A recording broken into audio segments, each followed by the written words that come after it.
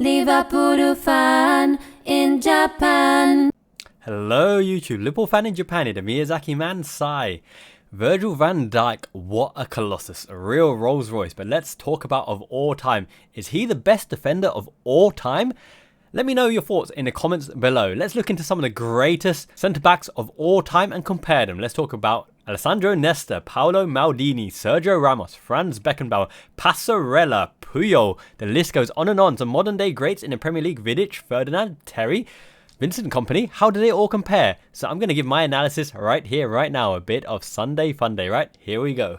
Now, I think you can make a distinction between the best and greatest. By greatest, a lot of people say all the trophies that you've won, the longevity, you know, how decorated your career is, having won it all. But obviously, playing in the best teams plays a part of that because you have the teammates to help you win it all, right? So, the greatest, perhaps not, but maybe the best in terms of attributes, what they can do in any generation, what they can do as a defender, as a player in any given team. What I mean is defending centrally, defending aerially, scoring goals, defending goals, covering the wide channels, recovery pace, anticipation, leadership, coolness on the ball, passing range, all the stuff of a modern day defender that can be attributed to defenders of the past as well. Now, it's difficult to compare generations, but from what we know of certain players, the highlight reels, the clips, what they've done in their respective teams, how they've led their respective teams, and what they've achieved with their respective teams. Okay, so let's look at the modern day Premier League. Vidic and Ferdinand is the best place to start. So we know that Ferdinand and Van Dijk did their best fives, and Van Dijk was humble enough not to put himself in.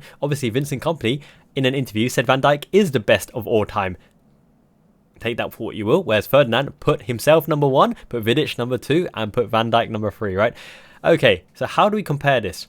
Ferdinand and Van Dijk, more similar type players than Vidic and Van Dijk, because Van Dijk and Ferdinand, pacey, classy, called a Rolls Royce, cool, calm and composed. Ferdinand was an athlete. The world record bid for a defender at the time from Leeds as well. Was it 30 million or something like that? Had longevity, won it all at Man United. In terms of pace, Van Dijk is faster. Passing out from the back, Van Dijk has a better pass out from the back. In terms of goal scoring, especially with the header, Van Dijk is better than Ferdinand as well. But an underrated attribute that Van Dijk can actually score direct free kicks as well, especially in his time at Celtic. I don't know if he scored at Southampton as well, but really came to prominence at Liverpool. I don't think he scored a direct free kick at Liverpool as well. We have better free kick takers than Van Dijk, but he has that in his locker as well. Defending on your feet, I think Van Dijk is better than Ferdinand. Anticipation, and 1v1 defending, I give it to Van Dijk again. Is there any area that Ferdinand is better than Van Dijk in terms of attributes? Maybe stamina?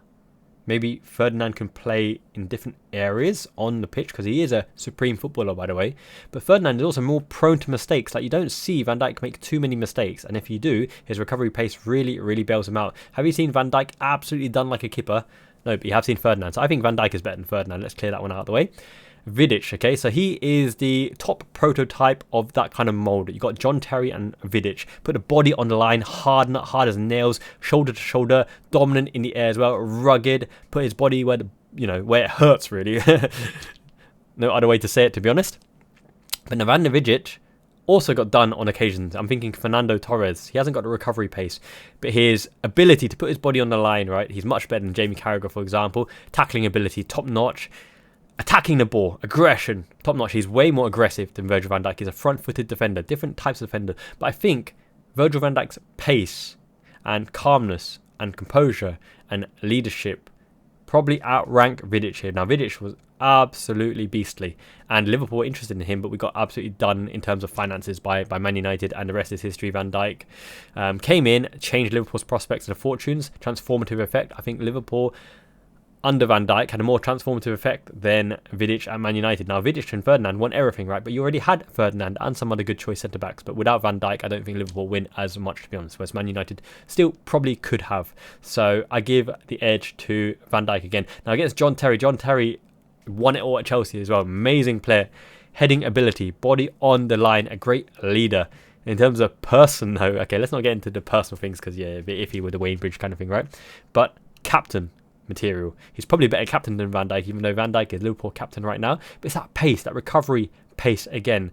In terms of goal scoring feats, it's difficult because Terry scored crucial headers as well, so they're about equal in that regard. That is a hard one to weigh out. I almost think that John Terry could be at the same level. In certain areas, in certain ways, he's better than Van Dijk. But as an overall package and playing out through the generations, I think that pace is decisive here. That pace and technical ability of Van Dijk, right? Because that ball ping ability, and Terry can play a good ball as well, but Van Dijk is spot on in terms of especially that ball out to Mo Salah as well. So I'll put Van Dijk ahead of Terry. Now let's go slightly further back into Sol Campbell and Tony Adams. Tony Adams, leadership material, longevity, body on the line, but he lacked the pace again, where Sol Campbell did have the pace as an athlete. He had the brute power, the brute force. But I think a lot of people actually rated Ferdinand the better of the two in that generation between Ferdinand and Sol Campbell. And Sol Campbell was always known as a bit of a diva at Portsmouth as well, hogging the massage benches and chairs, saying, you know, when you win as many caps as I do for England, I dominate the physio room to get all that massaging for his huge, you know, legs and muscles, because he was a tank. He's a physical specimen. He was an athlete as well, and he had a lot about him to move from Tottenham to Arsenal, for example. But I think Van Dijk is pretty well ahead of Campbell and Tony Adams, especially on the pace and the ability not to be beaten 1v1. Now, in a tight-knit unit, a Stoke packed box or whatever, even then it's hard to make an argument, because Van Dijk is just so dominant aerially and front-footed defender and nicks the ball and doesn't even need to slide tackle that much. But when he does go on the slide tackle, he almost wins it 100% anyway. He's just not beaten. So as a Colossus, Rolls Royce, Van Dijk is ahead of them too as well. Now, Sergio Ramos, PK and Puyol. Straight away, I think PK is probably out of the discussion here, because he was slow, he was technical, but he's prone to mistakes. Puyol is the ultimate version of Jamie Carragher. Heart on the line, a leader, win at all costs, that shaggy hair flowing everywhere. The backbone behind Spain's dominance as well, him and Sergio Ramos at the back. But he was not the best technically, whereas Van Dijk is very, very good technically as well, right? But he was the right player at the right time for that Barcelona team, and he had aggression, he had the Gattuso-like angry vibe, you know, you don't mess with Carlos Puyol. So I think people would rate Sergio Ramos higher than Puyol, unless you're a Barcelona fan, mainly for the fact that he's mastered the dark arts. He has so many yellow cards, so many red cards, but he scores crucial goals, right?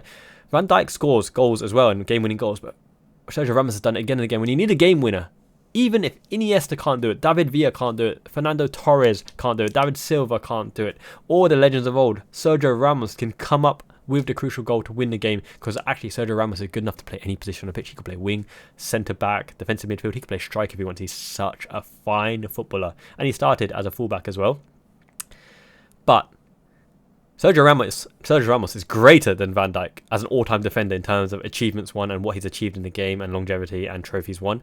But in terms of attributes, Van Dijk is faster, better in the air, not better technically. I think Sergio Ramos has a better touch, a better short passing game, but long passing game, Van Dijk trumps him there. In terms of overall speed, Van Dijk is better, and as an overall defender, defending 1v1, even though Sergio Ramos is a good defender, Van Dijk is premium, near the top.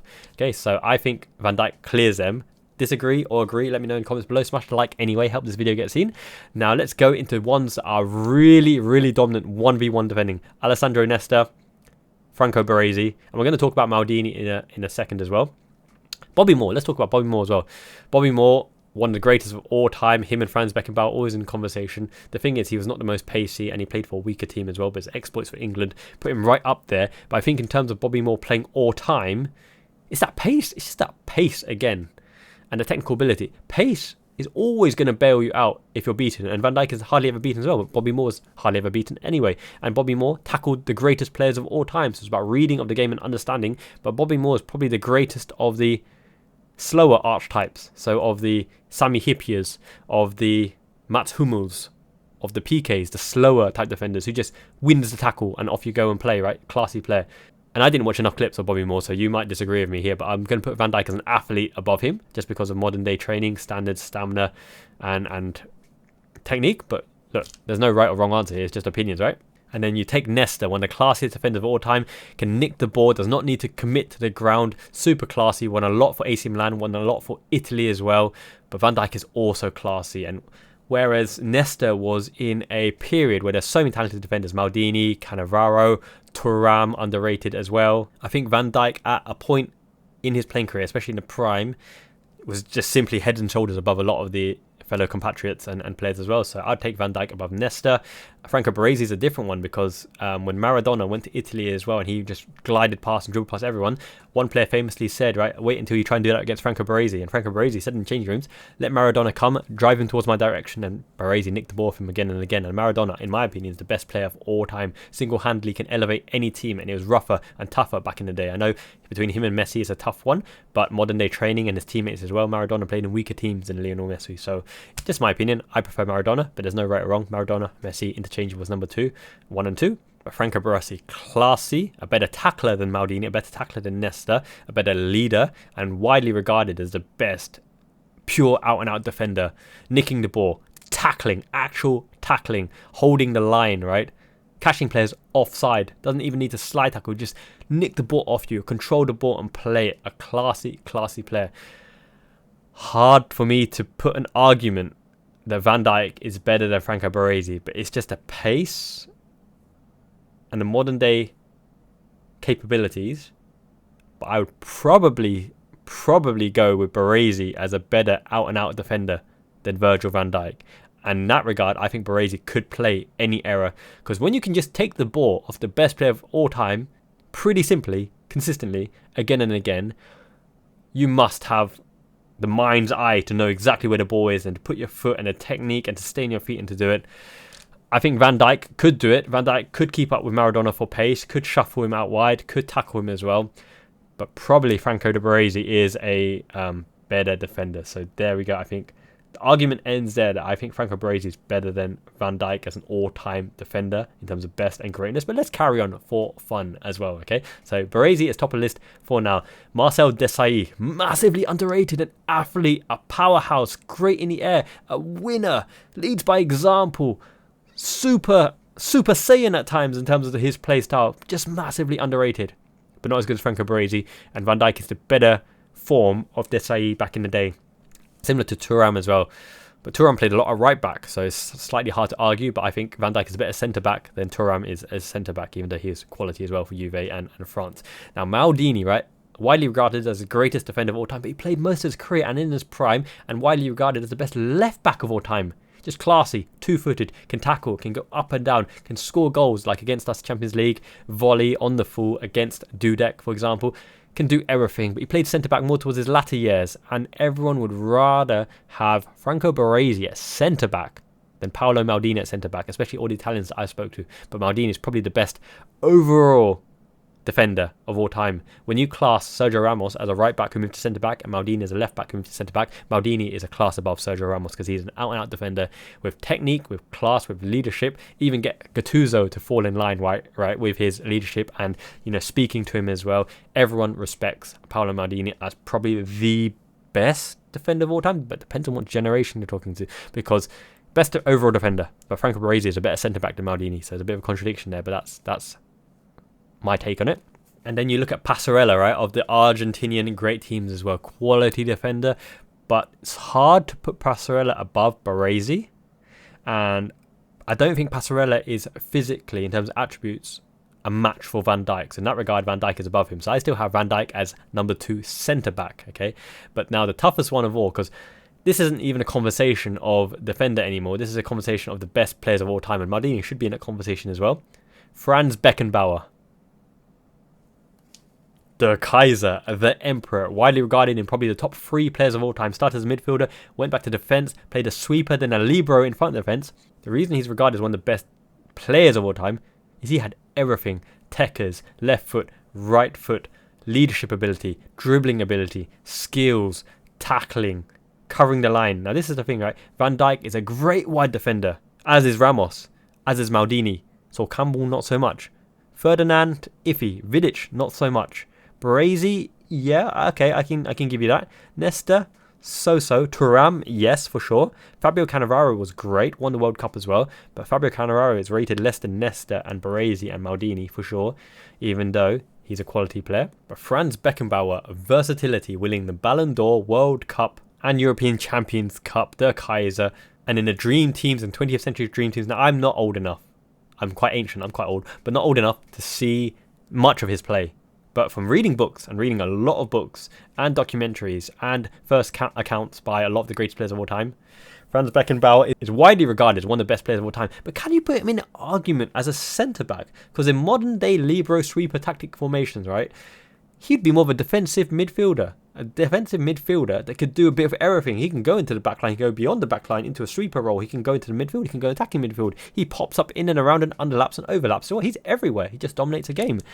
As a central defender, it's so difficult to compare. Now, I want to say Van Dijk is better because of aerial dominance, literally no weakness, can defend the wide channels as well, can run back, composed, cool, leadership ability, technical ability, passing ability. But you probably say that Franz Beckenbauer as an overall footballer is better than Virgil van Dijk, but is he a better defender, which comes back to the argument as well.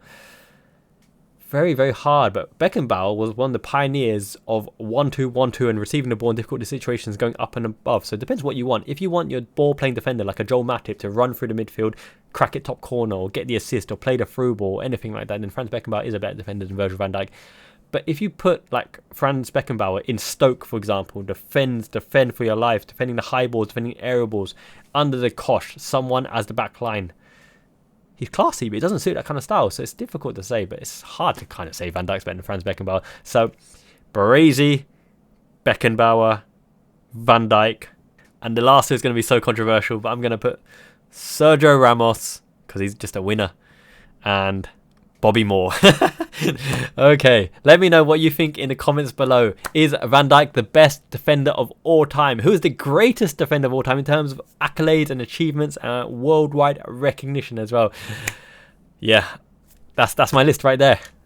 Baresi, Beckenbauer, Van Dijk, Sergio Ramos. It's painful to say that, and Bobby Moore.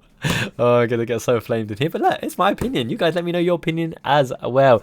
Join the Discord as well. We chat about football 24/7. It's just a bit of fun, right? Fun day, Sunday, Monday coming up very soon. Let me know your thoughts. Miyazaki Man Ichiban, thank you so much for the members for supporting the channel, especially the newest member Goober2899. I appreciate you, my man. Much love, appreciation.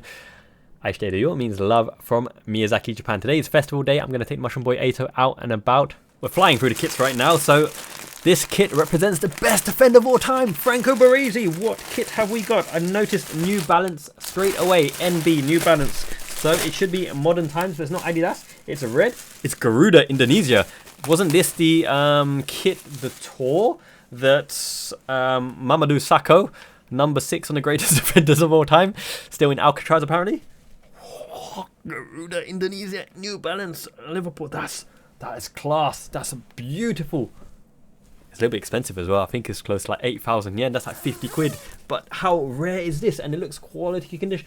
It's fleeced as well. Probably too hot for this weather, but I don't care. This might be one of my favorite tops now. Garuda, Indonesia, representing Jakarta. All my fans out there, big up, like and subscribe. Well, this is really nice and it's comfortable as well. And it's rare. Garuda, Indonesia. This is a nice kit. Okay, thank you everyone for watching. Thank you so much for the support. Really appreciate all you guys. Subscribers, you guys mean everything to me. It's about community. Let's enjoy. Liverpool's tough run of fixtures coming up, but I think we can beat Chelsea. Let's get on to it. Until next time, Miyazaki Man Ichiban means the best. Miyazaki Gan. The army is growing. Jane means ciao. Hit my music. Liverpool fan in Japan.